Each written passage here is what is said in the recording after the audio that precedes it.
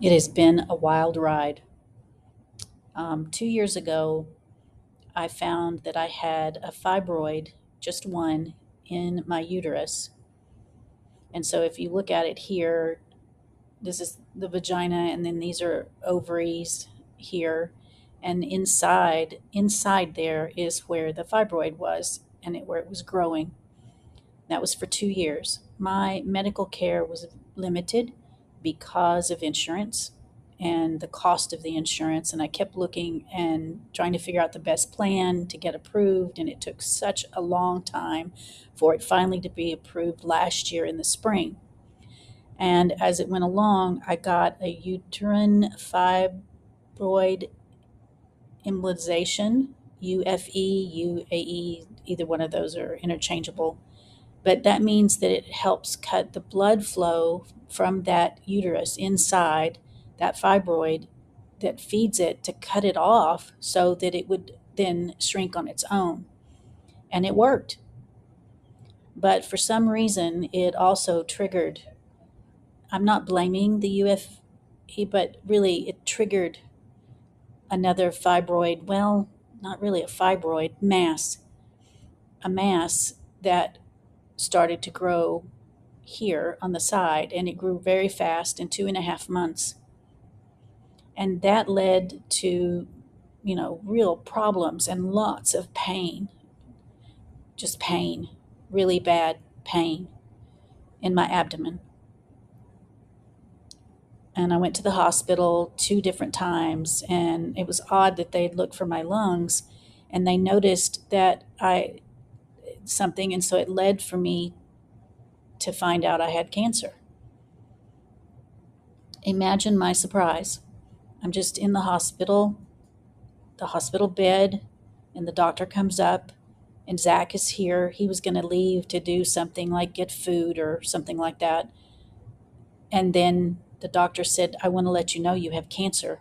And I was like, excuse me, what? Cancer? Maybe I misread you. What did you say? He said, cancer. He said, we're going to have more tests and everything, but yes, it looks like you have cancer. It's a pretty common cancer. It could be an infection, but I doubt it. I'm pretty sure it's cancer. What? Eh, What? Uh, you have to understand, at that time, I was in so much pain from the uterus and my abdomen. It was so angry because of the fibroids and the mass and all that.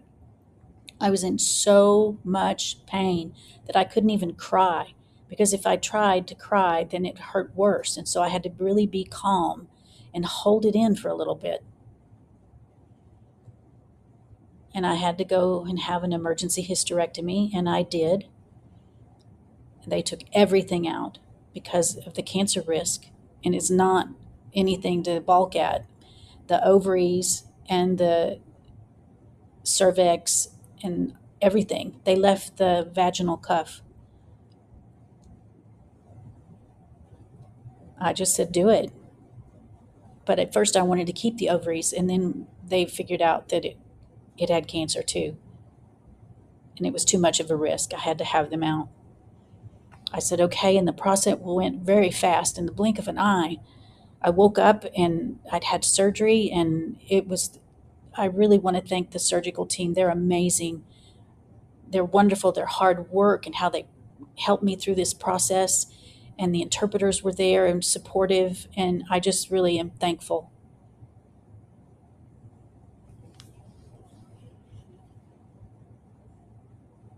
Very overwhelming experience and scary as fuck.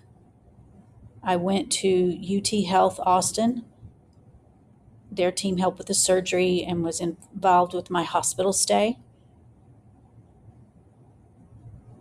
Really, through this process, also, people were telling me that I should go to MD Anderson in Houston. So they have one department called Sarcoma Center.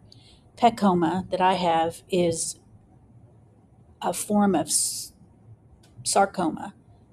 So I went, got a second opinion.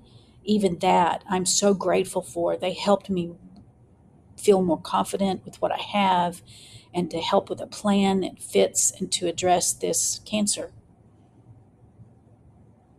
So now we've started this process, and I have had my first round of chemotherapy, and that's done.